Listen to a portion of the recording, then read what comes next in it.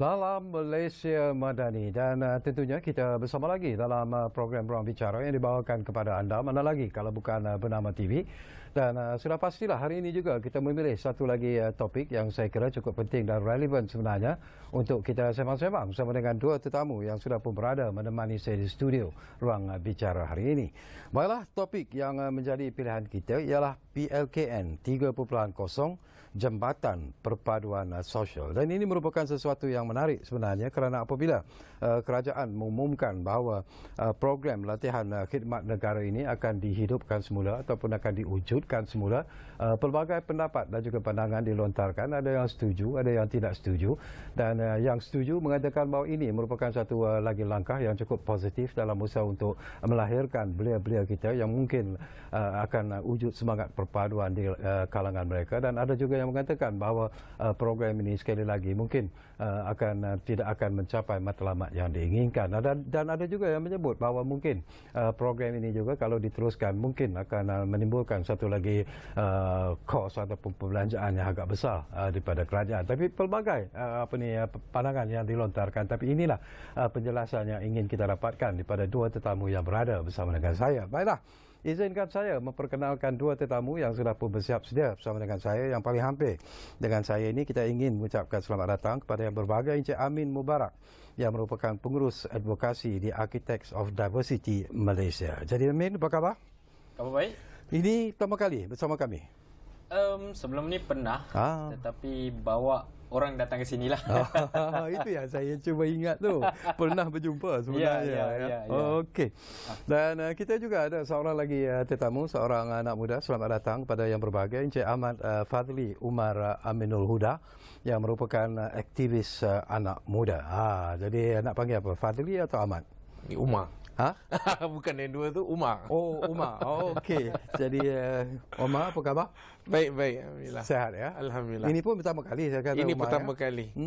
Dan pertama kali lah berada di bangunan bernama tu. Okey. Jadi terima kasih pada bernama lah. Kita nak membincangkan tentang isu yang saya kira cukup penting dan menarik sebenarnya. Dan sebelum saya lupa, saya ingatkan juga kepada penonton-penonton yang sedang mengikuti program Ruang Bicara ketika ini. Anda juga sebenarnya kami beri peluang dan juga ruang untuk berkongsi pandangan dan juga pendapat ataupun bertanya apa saja berkaitan dengan isu ini. Jadi jangan lupa dua talian telah pun kami sediakan kepada anda di 032604 0155 dan satu lagi talian tentunya di 032694 0155. Okey. Kita mulakan dulu bersama dengan saudara Amin Mubarak. Ini menarik sebenarnya, Amin ya. Saya tahu Architects of Diversity ataupun AOD telah pun mengadakan sesi perbincangan mengenai pelaksanaan semula program latihan khidmat negara 3.0 ataupun 3.0 ini. Bagaimana hasil daripada perbincangan itu? Baiklah, pertamanya saya nak ucapkan terima kasih kepada Bernama kerana menjemput AOD datang bertandang ke Bernama. Mengenai soalan itu, saya rasa selepas pengumuman daripada Menteri Pertahanan Datuk Seri Utama Muhammad Hassan mengenai PLKN, mereka mahu mengadakan semula PLKN 3.0 di Parlimen. Ketika itu kami di AOD telah memulakan beberapa inisiatif lah untuk mendapatkan respon daripada rakyat sendiri, masyarakat sendiri dan juga ahli-ahli parlimen. Dan kita lihat di peringkat dan saya boleh tambah tidak lupa kepada bekas-bekas pelatih dan juga jurulatih.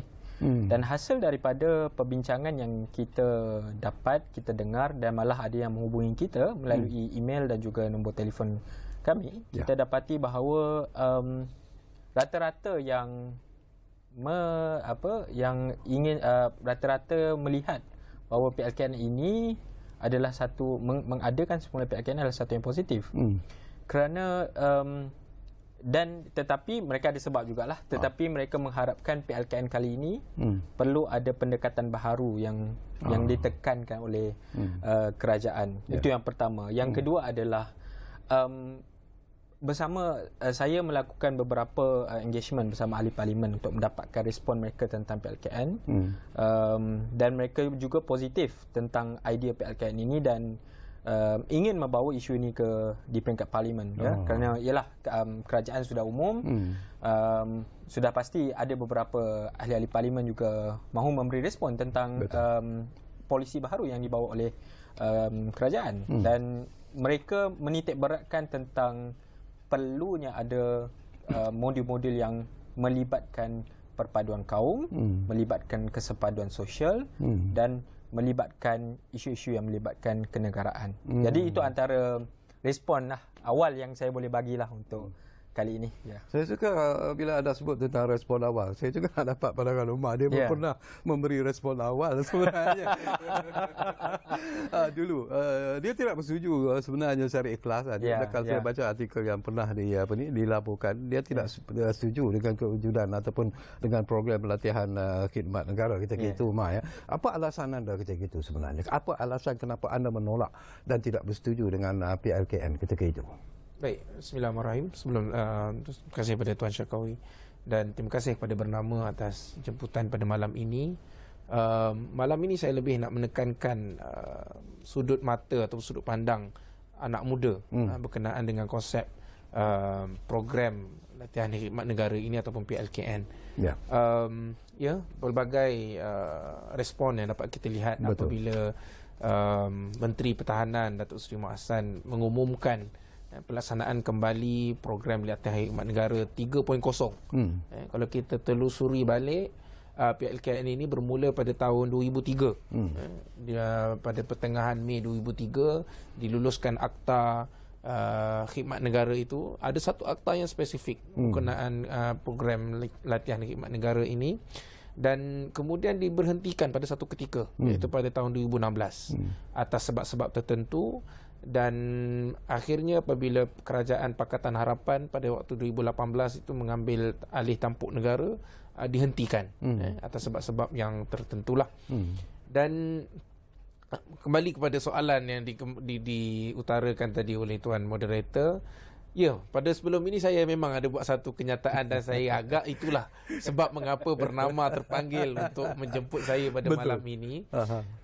Tetapi kalau kita lihat apabila diumumkan oleh Menteri Pertahanan ketika Parlimen baru-baru ini, pelaksanaan PLKN 3.0 ini yang bagi saya sangat menarik ialah kerana diberikan satu komitmen yang jelas bahawa kos yang akan dikeluarkan oleh pihak kerajaan untuk menjalankan PLKN 3.0 ini tidak lebih daripada 100 juta ringgit setahun.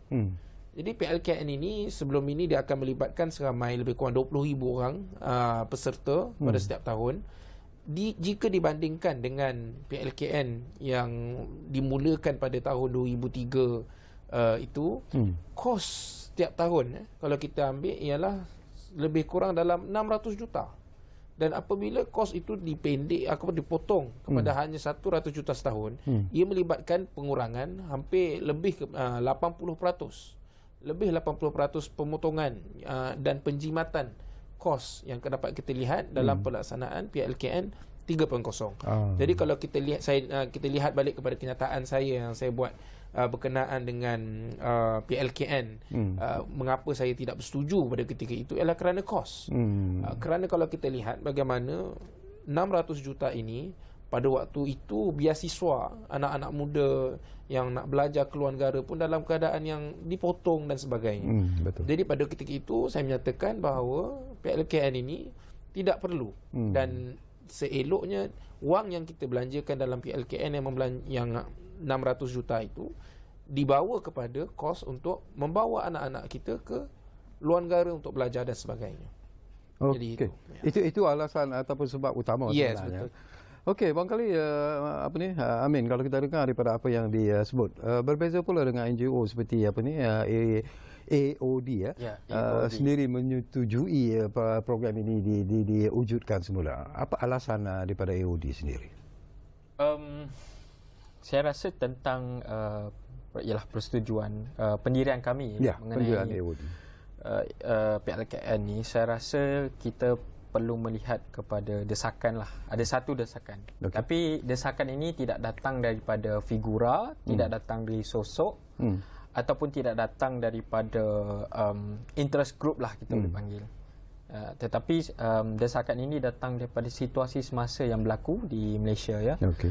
Kita lihat bagi saya ya, selepas kita menghadapi satu peredaran ataupun tempoh ketidakstabilan politik ini, maka wujud beberapa isu besar yang saya boleh katakan kerajaan perlu emphasize atau kerajaan perlu highlight. Okay. Yang pertama adalah isu polarisasi kaum, okay. dan yang kedua adalah kita nampak soal inisiatif untuk mengintegrasikan pelajar-pelajar ataupun anak-anak muda ini di dalam satu kesepaduan. Dan bagi saya bagi contohlah, di AOD kita ada buat satu kajian yang menunjukkan bahawa sejak tahun 2015 ada lebih hanya sekitar 4% saja pelajar Cina yang berdaftar, yang menghadiri sekolah kebangsaan. Itu satu. Yang kedua adalah kita lihat bagaimana sekarang ini jumlah sekolah swasta, sekolah antarabangsa juga dah mula membahagikan pelajar-pelajar Malaysia ini mengikut dimensi sosioekonomi dan agama. Ya, kita nampak ada polarisasi di situ. Dan ketiga, kita lihat macam inisiatif-inisiatif kerajaan seperti dulu kita ada satu inisiatif yang dipanggil Rancangan Integrasi Pelajar untuk Perpaduan, RIMAP, yang memang kita tahu bahawa itu adalah platform ataupun medium untuk kita membina jambatan antara semua kaum. Jadi bagi saya premis-premis ini menunjukkan keseriusan kita kepada isu polarisasi kaum ni. Ditambah perisanya lagi selepas PRN 15 kita nampak di sosial media ya, bagaimana sentimen-sentimen perkauman sempit ini dimainkan, bagaimana isu-isu mesej-mesej polarisasi kaum ini dibawa di media-media sosial, memberikan lagi desakan untuk kita adakan semula PLKN. Kerana saya pasti dan saya rasa PLKN lah adalah ruang terbesar untuk kerajaan Malaysia combat ataupun memerangi isu-isu yang melibatkan rasisme dan juga menghentikan isu-isu yang akan membawa kepada polarisasi kaum. Ya. Okey. Saya nak dapat pandangan ikhlas daripada Encik Omar. Dulu ada yang beranggapan bahawa bila Omar tidak bersetuju dengan PLKN ketika itu adalah disebabkan oleh kefahaman politik yang berbeza. Itu alasan yang pertama. Tetapi yang kedua yang saya ingin mendapatkan pandangan secara jujur daripada Omar sendiri, apakah Omar melihat bahawa segala program yang disusun atau dalam PLKN sebelum ini, apakah ianya berjaya mencapai matlamat yang diinginkan sebenarnya, ataupun ianya masih gagal dan perlu diberi satu injection ataupun satu perkara-perkara baru yang menarik untuk menghebatkan lagi dan menjayakan program PLKN itu? Baik. Pandangan saya ialah kita tak boleh nafikan secara total bahawa PLKN yang telah diadakan sebelum ini secara totalnya satu kegagalan.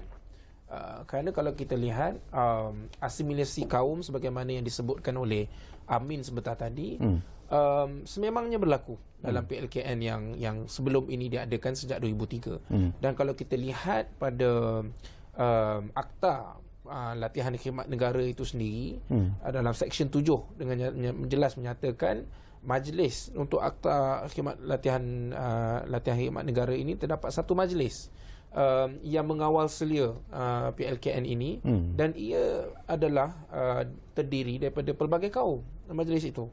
Dan saya agak ialah satu simbol yang mana menunjukkan PLKN ini membantu daripada segi untuk assimilate antara kaum berbilang bangsa. Itu memang benar, itu memang berlaku, tetapi terdapat pelbagai ataupun pembaikan yang boleh dibuat, dan isu sebagaimana yang saya sebut tadi ialah isu berkenaan dengan peruntukan ataupun komitmen kewangan yang telah diberikan kepada pihak LKN sebelum ini adalah terlalu besar. Jadi kalau kita lihat kepada komen-komen ataupun kritikan yang diberikan oleh pemimpin-pemimpin politik yang tidak bersetuju dengan PLKN sebelum ini, rata-ratanya ia adalah berkenaan dengan peruntukan itu.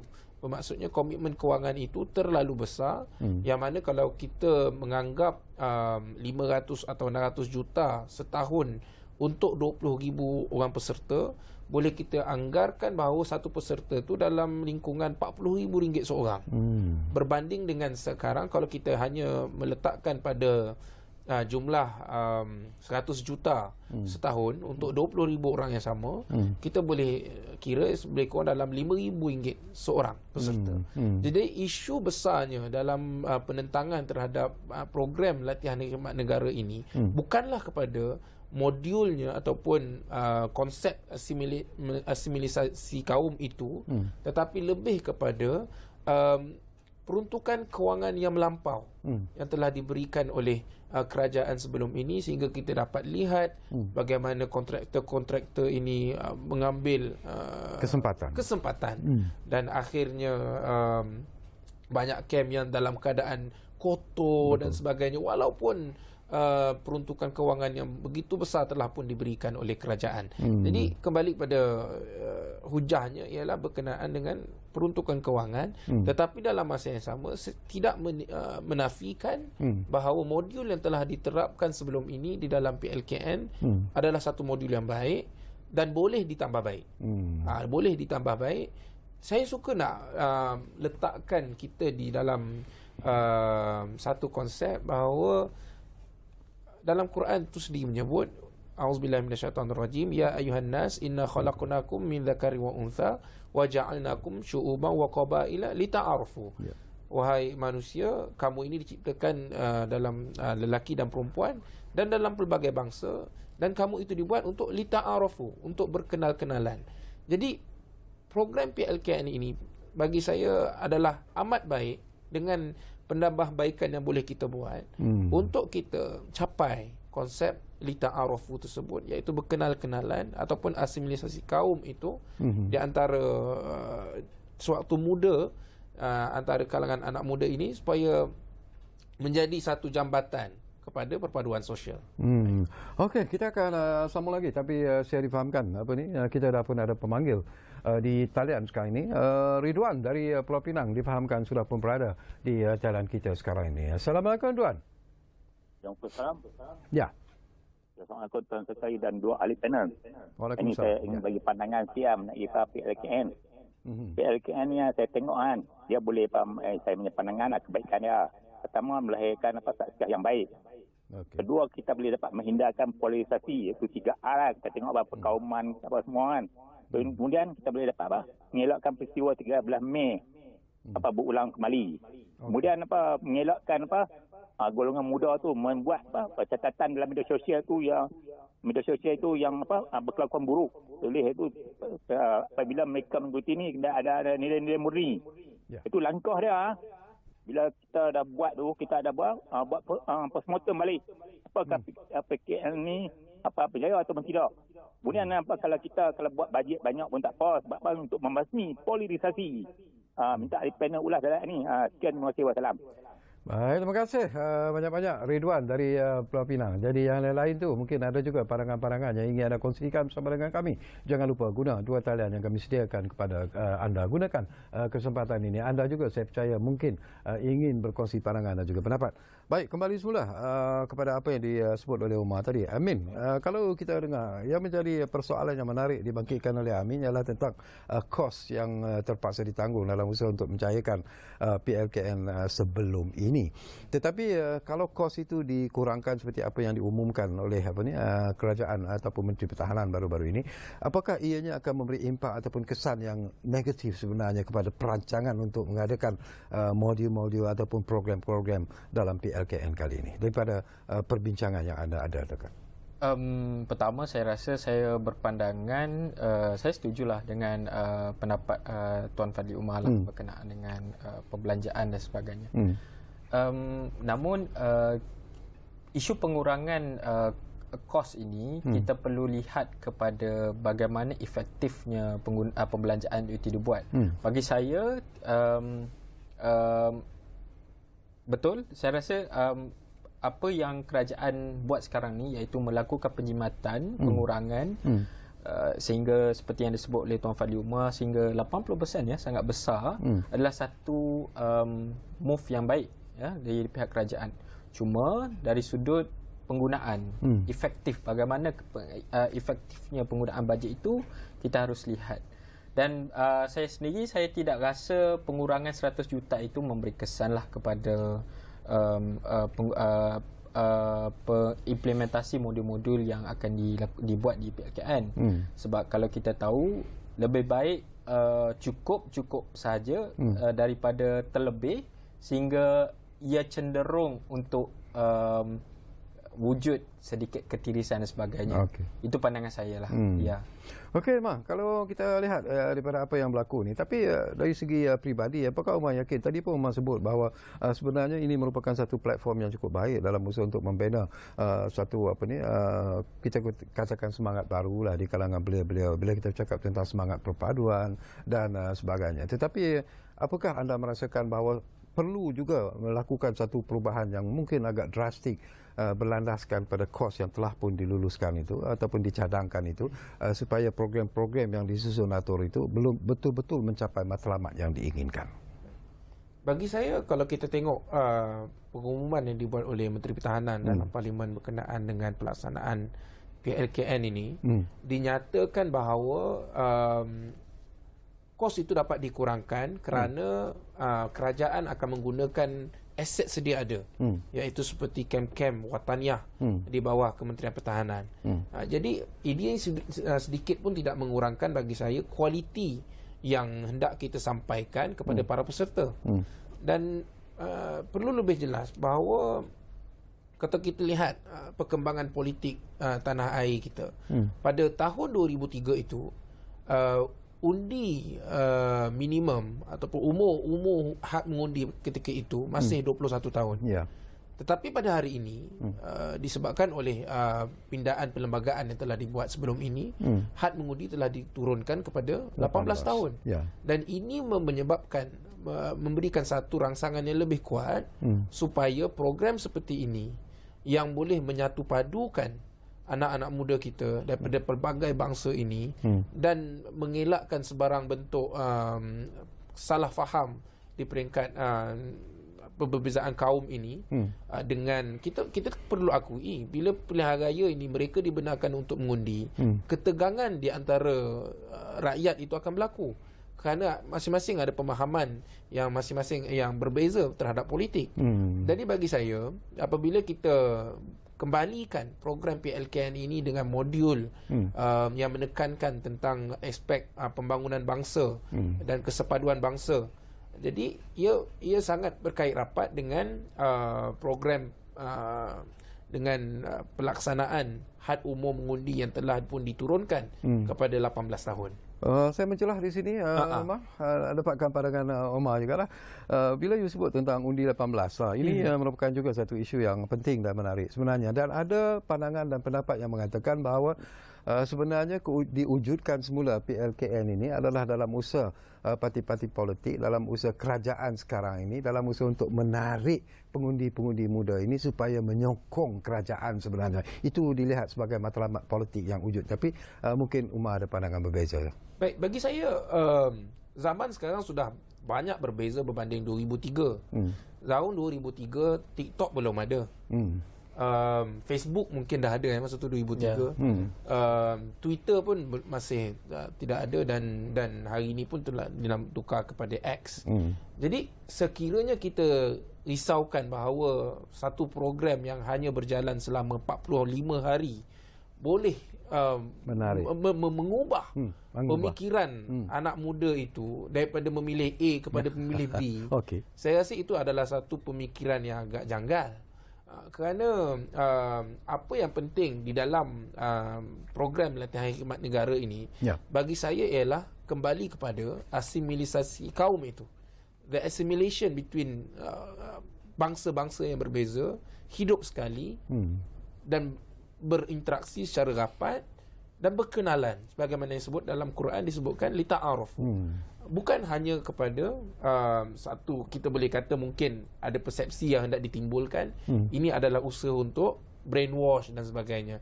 Tapi bagi saya, kita bukan zaman yang tidak boleh mendapat maklumat di hujung jari. Sedangkan mungkin dalam PLKN itu sendiri pun para peserta masih boleh login dengan TikTok dan melihat pelbagai media yang disampaikan dalam TikTok itu.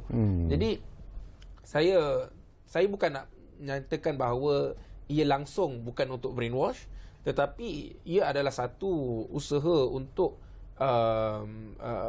kita nak tanamkan konsep asimilasi kaum dan bagaimana kita bersama-sama dengan satu bangsa Malaysia ini dapat hidup secara bersama, lebih-lebih lagi dalam umur yang muda, supaya kita faham daripada awal dan dapat berinteraksi seperti mana yang saya sebutkan, kembali kepada konsep lita'arufi. Saya tertarik hati sebenarnya apa ni Amin, bila kita sebut bahawa antara matlamat utama PLKN ialah mewujudkan apa yang disebut sebagai jambatan sosial di kalangan generasi muda khususnya. Apakah bagi AOD sendiri melihat bahawa bila kita bercakap tentang hubungan sosial di antara generasi muda ketika ini, apakah ada semacam gap ataupun kelompongan tertentu yang perlu diisi ataupun perlu diberi perhatian yang serius, terutamanya melalui program-program yang melibatkan anak muda seperti PLKN ini? Pertama, saya boleh kata ya, memang wujud. Kita ada wujud sedikit segregasi lah di antara hubungan antara kaum dalam kalangan anak muda ini. Macam saya sebut tadi, even di sekolah kebangsaan kita ada beberapa peratusan yang menurun, melibatkan penyertaan ataupun pendaftaran daripada pelajar-pelajar Cina dan juga India, dan juga inisiatif-inisiatif yang melibatkan integrasi nasional seperti yang sistemik. Saya boleh kata sistemik lah. Saya tak nafikan program-program perpaduan sekarang ini di bawah YB Menteri Perpaduan banyak, tetapi program inisiatif-inisiatif yang bersifat sistemik macam rancangan integrasi murid untuk perpaduan itu sudah tidak ada. Jadi benda-benda ini yang memberi kesan besar kepada perhubungan antara kaum dalam kalangan anak muda. Jadi saya nampak PLKN inilah adalah salah satu platform. Kenapa? Kerana PLKN ini bersifat compulsory ataupun wajib. Ia memerlukan, maksudnya pemilihan itu batch macam kenyataan baru ni, batch yang tahun 2007 dia akan terlibat dalam PLKN. Jadi sekitar 20,000 pelajar-pelajar lepas SPM akan menyertai PLKN dan bersifat wajib. Bila kita sebut bersifat wajib ini, saya rasa ini adalah peluang yang sangat-sangat penting untuk pelajar-pelajar lepas SPM yang tidak ada akses kepada program-program seperti ini, program-program yang melibatkan integrasi perpaduan, program-program yang melibatkan hubung kait antara kaum ini seperti yang Tuan Fadli Umar kata, dapat sertai. Sebab kita kena tahu bahawa program-program bersifat mencari atau mengukuhkan hubungan antara kaum ni kurang dilakukan sekarang ni, dan ada pun ada seperti CSO dan juga NGO di Malaysia, tetapi program itu bersifat optional. Maksudnya kita boleh pilih sama ada kita mau pergi atau tidak pergi. Tetapi bagi saya PLKN ini bersifat compulsory dan kerana dia wajiblah dia memberi ruang dan akses yang sama kepada orang yang daripada pedalaman, orang-orang yang di bandar, orang-orang yang middle class untuk duduk bersama-sama, bukan setakat berbeza taraf sosioekonomi, tetapi berbeza kaum, berhubung di antara berhubung antara kaum di dalam KMPLKN ini. Ya, itu yang saya nampak. Okey, menarik.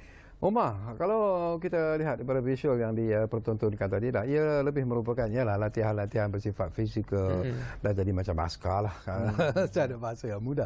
Tapi apakah secara peribadi Omar merasakan bahawa mungkin kita harus pergi lebih jauh daripada itu sebenarnya, itu utamanya untuk membina satu semangat ketahanan di kalangan belia-belia kita, satu semangat menghadapi kehidupan yang lebih berani dan sebagainya. Jadi apa yang perlu diterapkan lagi dalam PLKN 3.0 ini pandangan Omar? Suka saya nak menyebutkan juga selain pada konsep yang lita'arufu yang saya sebutkan tadi, salah satu lagi yang saya rasa perlu ditekankan dalam modul PLKN ini ialah konsep yang saya juga ambil daripada Quran, wa kadzalika ja'alnakum ummatan wasata litakunu syuhada'a 'alan nas. Dalam konsep negara Malaysia kita ini dengan negara berbilang kaum ini, perlu ditekankan mengenai konsep ummatan wasata, iaitu satu umat bangsa yang berada di dalam keadaan pemikiran wasatiyah. Jadi sekiranya perkara itu perlu dapat diterapkan, terutama dalam kalangan anak-anak muda kita, isu-isu seperti ketegangan kaum memang akan dapat dielakkan. Dan saya rasa PLKN, betul, dia adalah satu latihan fizikal, ada program-program bentuk fizikal. Lebih-lebih lagi dalam apa yang telah disampaikan oleh menteri dalam parlimen, menyatakan bahawa 90% adalah latihan ketenteraan dan hanya 10% yang berkenaan dengan tata kenegaraan. Jadi ini pun saya mahu singgung kenyataan menteri tersebut, kerana bagi saya PLKN merupakan, seperti mana kita sebutkan tadi, program yang boleh membawa kepada satu jambatan perpaduan sosial. Tetapi sekiranya 90% itu adalah untuk kita tekankan hanya kepada program ketenteraan, lebih baik ianya dinamakan sebagai satu program ketenteraan berbanding dengan program untuk kita memberikan satu pendedahan berkenaan dengan asimilasi kaum dan sebagainya. Jadi bagi saya ialah mungkin pihak kementerian boleh melihat dengan lebih dalam lagi perkara ini, sama ada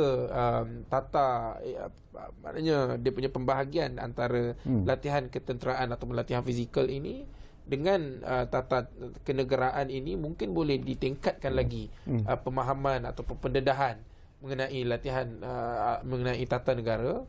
Seperti mana yang sebut tadi, hari ini kita dapat lihat umur 18 tahun pun dah boleh mengundi. Jadi ia ada kena dengan konsep yang saya rasa bahawa anak muda boleh didedahkan dengan lebih banyak lagi berkenaan dengan tata negara. Kalau kita tengok di Twitter dan sebagainya, bagaimana masih ada anak muda yang tidak tahu mengenai siapa Perdana Menteri yang pertama. Sedangkan itu adalah basic yang patut diketahui oleh semua lapisan anak muda. Jadi betul, mungkin latihan ketenteraan itu perlu ada, tetapi negara kita bukan satu negara yang bergolak yang perlu kepada latihan ketenteraan yang terlalu ekstensif.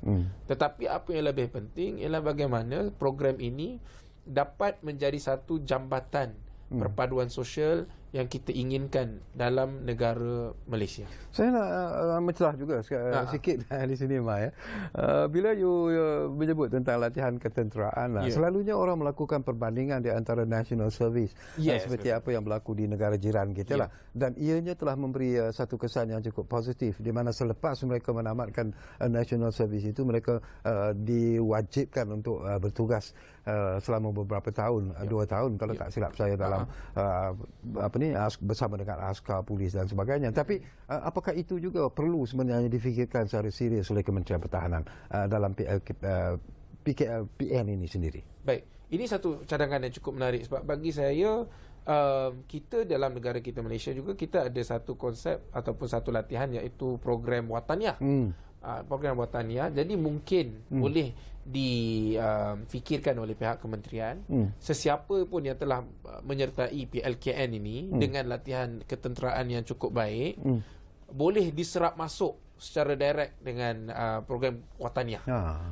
Kerana kalau kita tahu program Wataniah ini mereka juga ada yang mendapat allowance dan sebagainya apabila menyertai Wataniah di universiti.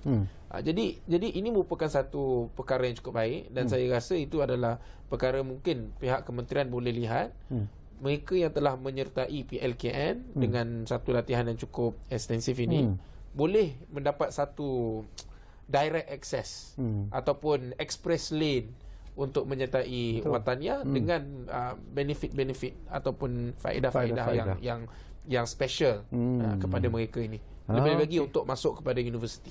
Baik, semakin menarik sebenarnya perbincangan ini dan seperti biasalah kita diarah untuk berehat dulu buat seketika. Tetapi kepada anda, dua talian itu sebenarnya masih lagi kami kekalkan dan saya ulangi lagi, nombornya ialah 03-2604-0155 dan satu lagi talian ialah 03-2694-0155. Kita rehat kembali semula bersama kami di Ruang Bicara, mana lagi kalau bukan Bernama TV tentunya. Kita jumpa lagi.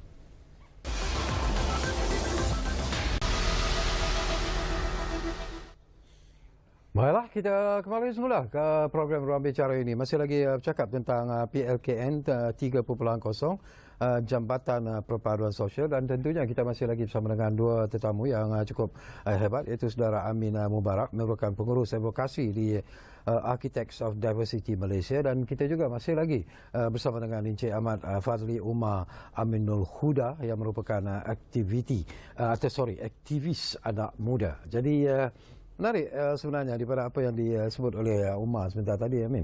Tetapi dalam pendirian AUD sendirilah, apa yang AUD ingin ataupun harapkan sebenarnya daripada program PLKN 3.0 ini sebenarnya?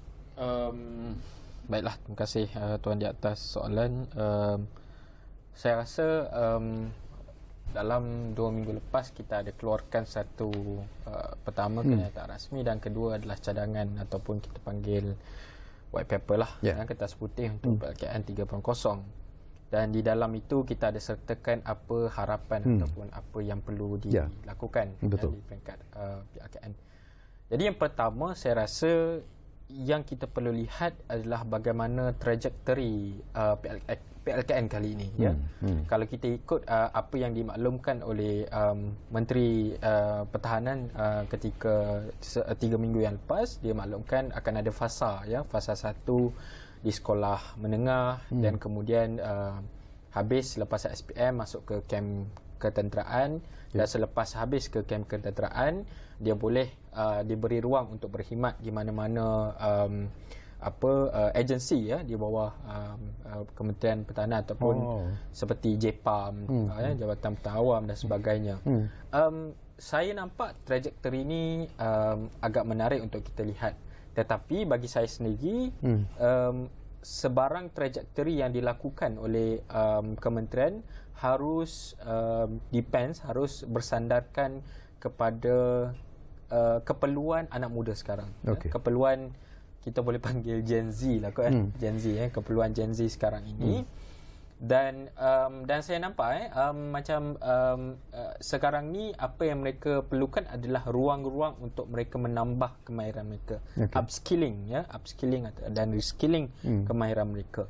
Jadi mungkin salah satu cadangan yang kita boleh beri, saya boleh bagi contoh di United Kingdom, mereka mengadakan national survey mereka, walaupun modelnya tidaklah sama 100% dengan apa yang Malaysia buat, tetapi trajektorinya selepas tamat national survey mereka diberikan ruang untuk berkhidmat di agensi-agensi yang lebih luas, di kementerian-kementerian lain di United Kingdom dalam lebih kurang 6 ke 12 bulan berbayar.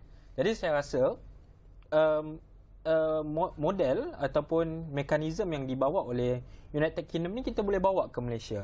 Kita beri ruang kepada bekal-bekal lepas SPM ni, diberi ruang untuk explore, didedahkan dengan agensi-agensi di kementerian. Kalau anda kata mereka berminat untuk engage dengan kementerian A, mereka boleh pergi dan mereka boleh belajar sekitar mungkin 1 ke 3 bulan kan untuk belajar tentang sistem, yang mencari ruang untuk mereka tambah pengalaman, mereka menambahkan kemahiran mereka. Itu salah satu cadangan yang dibawa oleh AOD. Selain daripada itu, saya nampak kita banyak menekankan tentang soal accountability dan juga transparansi di dalam PLKN. Sebab itu di dalam cadangan-cadangan kita, selain apa yang saya sebut daripada tadi, begitu juga dengan Tuan Fali Umar tentang modul, ya, modul-modul itu penting, harus ditekankan tentang kesepadan sosial berasaskan masalah-masalah yang berlaku sekarang. Kita tak boleh lupa juga untuk tekankan soal transparansi dan accountability. Jadi tahap penilaian impak, tahap penilaian situasi PLKN itu, tahap penilaian keselamatan, tahap penilaian keadaan dalam PLKN itu harus diambil kira oleh kementerian dengan pelibatan-pelibatan daripada third party. Saya bagi contoh, anda kata penilaian impak ini kita boleh cadangkan di pihak AOD, kita cadangkan pelibatan universiti-universiti untuk datang melakukan tinjauan, melakukan kajian, melakukan survey, melihat bagaimana impak apabila PLKN 3.0 ini dilakukan sebelum dan selepas. Dan ini lebih memberikan jaminan yang besar kepada kerajaan tentang kesan yang dibawa oleh PLKN 3.0.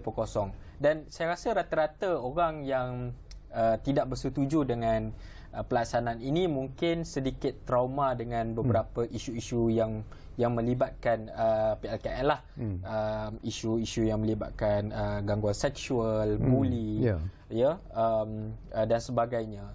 Dan saya rasa benda ini harus dititik beratkan oleh pihak kementerian, ya, untuk melantik ombudsman ataupun pengadu awam daripada third party, supaya ruang-ruang aduan itu dapat disalurkan dengan lebih efektif dan dapat mengelakkan daripada kes-kes ini berlaku secara konsisten ataupun secara kerap di PLKN. Jadi bagi saya penglibatan daripada third party, saya dari setiap sudut, penilaian impak dari sudut keselamatan harus dititik beratkan oleh PLKN, selain daripada modul-modul yang perlu diubah dan juga trajektori yang dibawa oleh PLKN itu sendiri. Bila you sebut penglibatan daripada third party, ini pun satu isu juga yang perlu diberi perhatian yang serius sebenarnya. Apa ni Amin, ya? Kita mengharapkan kerjasama yang cukup berkesan dan juga erat sebenarnya daripada kementerian-kementerian lain, bukan saja daripada Kementerian Pertahanan sebenarnya. Kerana tanpa kerjasama seperti ini, mungkin selepas ini akan berlaku juga apa yang berlaku sebelum ini, di mana selepas saja habis anak-anak muda kita terlibat dalam PLKN ini, mereka kembali semula menjadi seperti apa yang mereka lakukan sebelum ini. Tidak ada peluang pekerjaan yang sewajar ini menanti mereka dan sebagainya. Harapan daripada AOD. Saya rasa pelibatan antara kementerian ini memang perlu dilihat, perlu diberi penekanan, kerana pertama sekali kita sedang membawa satu program yang melibatkan pembangunan kepimpinan kepada anak muda. Jadi anak muda ini kita boleh kata jalannya masih panjang, dan saya rasa selain Kementerian Pertahanan, kementerian-kementerian seperti Kementerian Pendidikan, saya perlu beri kredit juga kepada Kementerian Pertahanan.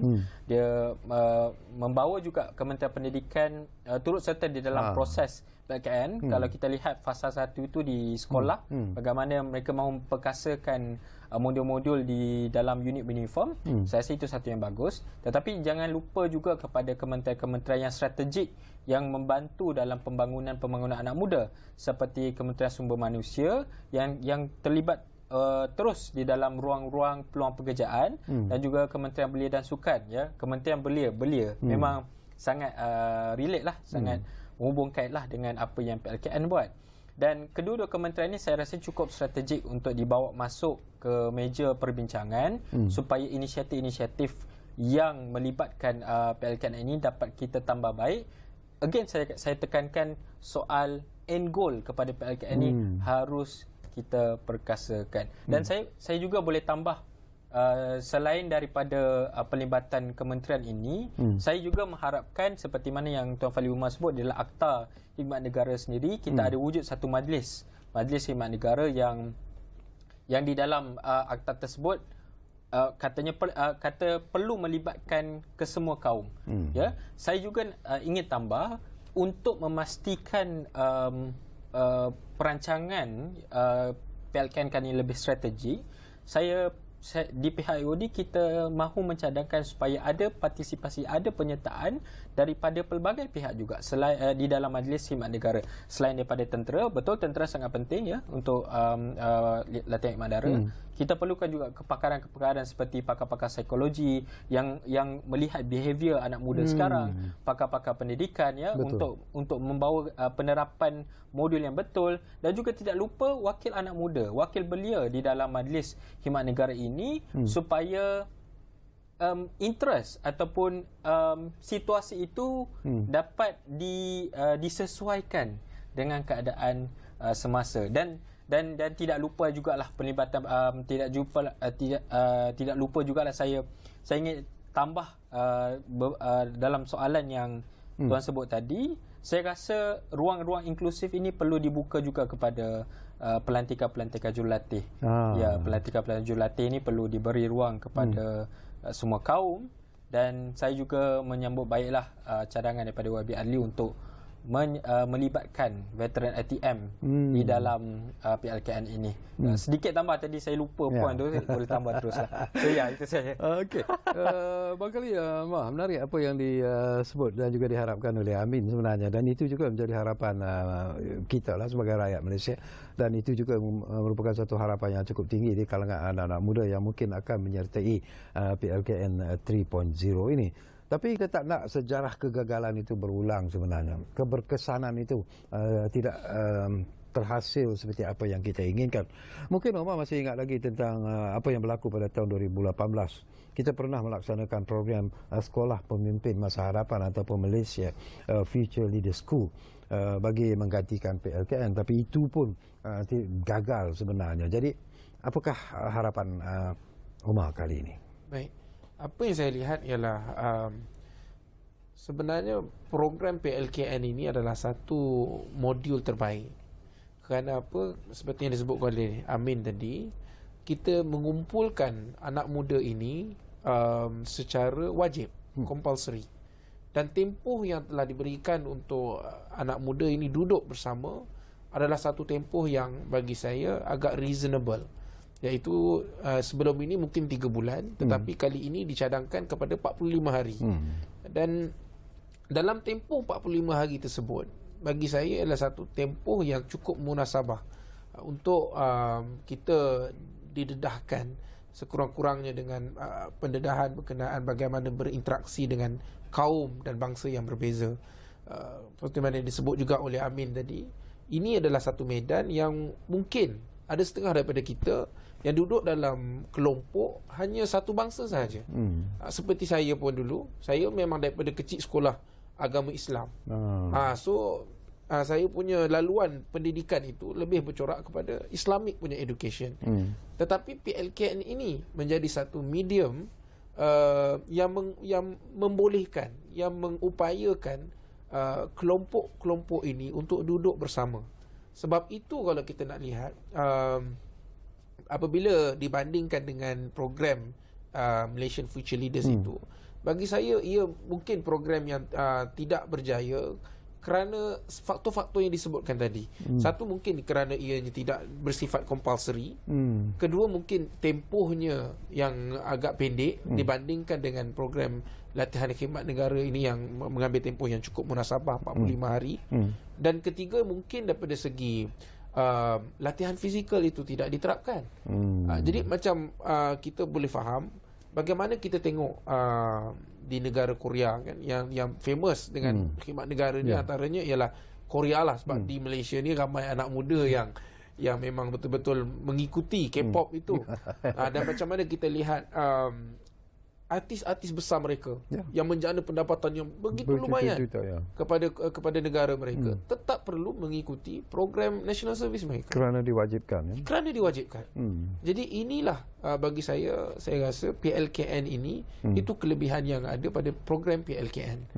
Kerana nak mengadakan PLKN ini pun telah dibuat satu akta maknanya betapa besarnya peranan dan juga kesan PLKN ini kepada negara tersebut. Dan kalau kita tengok bagaimana Korea dan Singapura sebagai contoh, mereka betul-betul bangga apabila mendapat kolab itu. Mereka menunggu bila kolab itu akan dipanggil, dan hasilnya kita dapat lihat rakyat mereka mempunyai satu semangat cintakan negara untuk melindungi negara. Dan saya yakin PLKN ini berupaya untuk satu mendedahkan tentang asimilisasi kaum itu, dan yang kedua yang juga sangat penting, iaitu semangat cintakan negara dan memastikan negara itu dalam keadaan yang aman dan damai.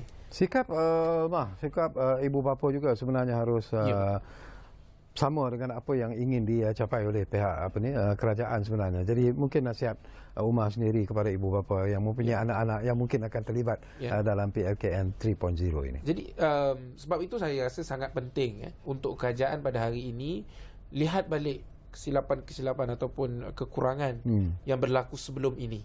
Antaranya kalau kita dapat lihat pada tahun 2013 bagaimana satu PLKN di Muazzam Shah terlibat dengan kes pembunuhan dan kes-kes seperti yang disebut oleh Amin, dan gangguan seksualnya, dan diberitakan kurang lebih 20 bayi dilahirkan sepanjang PLKN itu berlangsung selama beberapa tahun itu.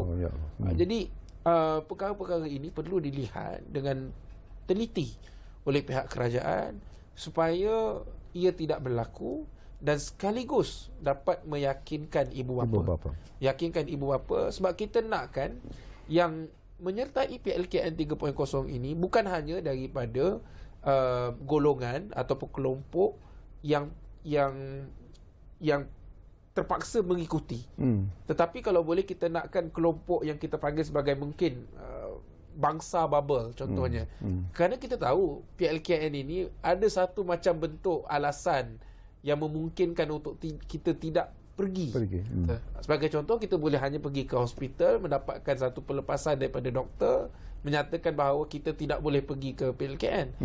Kenapa benda itu berlaku? Kerana bagi saya, ibu bapa tidak yakin dengan PLKN yang diadakan sebelum ini. Risau tentang keselamatan anak mereka. Jadi apa yang perlu kita lakukan ialah baikkan reputasi PLKN itu, berikan gambaran bahawa PLKN ini adalah tempat pendedahan perinteraksi antara kaum itu dan semangat untuk cintakan negara, dan hilangkan segala keluh kesah ibu bapa bahawa PLKN ini tempat yang tidak baik, tempat yang kotor dan sebagainya. Jadi sekiranya imej itu dapat dibersihkan, saya yakin insya-Allah PLKN ini akan berjaya dengan lancar dan baik. Alhamdulillah. Baik, 2 minit masa yang tinggal Amin.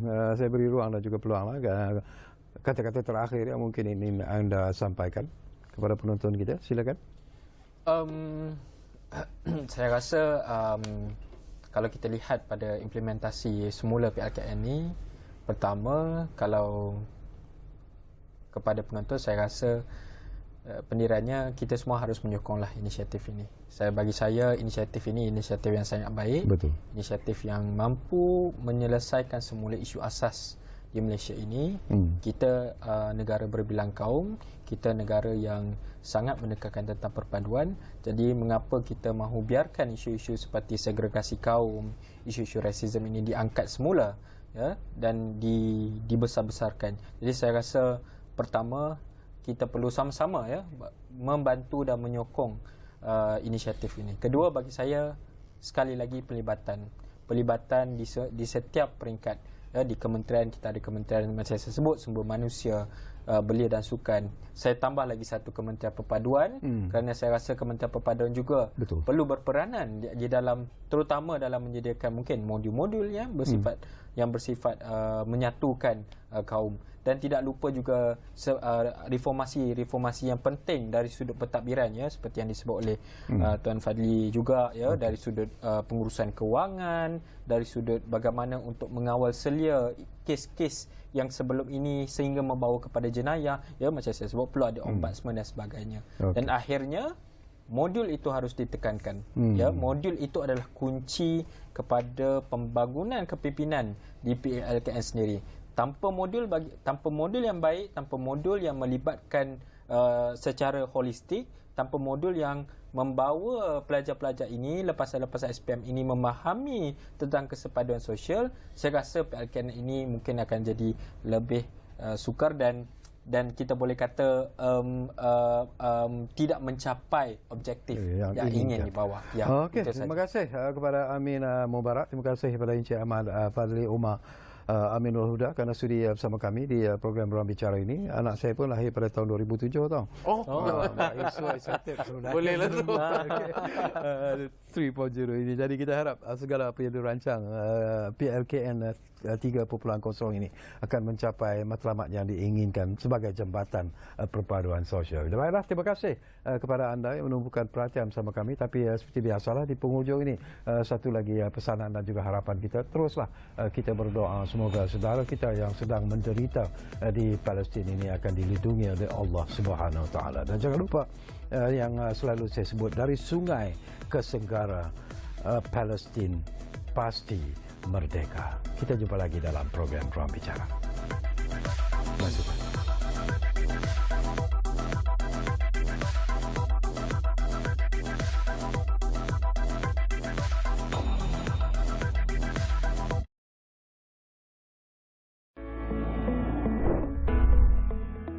Malaysia sebuah negara yang kaya dengan kepelbagaian